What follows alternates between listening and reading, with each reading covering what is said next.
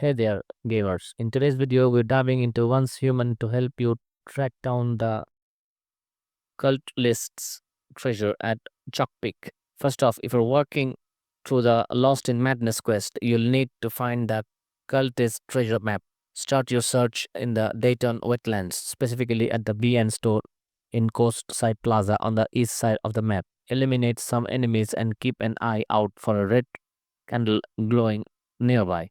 Interact it with and you'll find the treasure map in Equate. Now, with the map in hand, head over to the newly unlocked Chalk Peak area. You can finally enter this high-level zone without getting killed instantly.